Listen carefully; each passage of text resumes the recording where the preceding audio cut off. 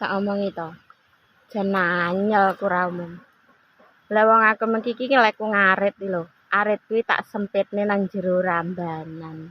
Lah basanane teko ngomah iki lho. Lah kok arit kuwi tak goleki ora enek. Berarti kan ya ceblok.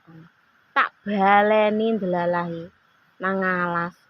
Tak turut dalan leku liwat nangki ora cetuk. Sampe teko leku noto suket iki lho kok ya ora cetuk ngono lho. Janane. Terus akhir arit ku lho lek ceblok nyandi. Gek duwene arit yo mek gur sitok kuwi apa ya ora cuthuk ngono lho.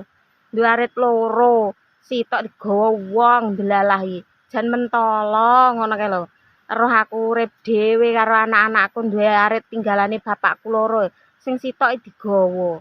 Wong niat ngarit lho, lek duwe open-open mbok yo tuku arit ora nggawa arite beature. Ini jenanyel tenan aku janane. Arit ora enek.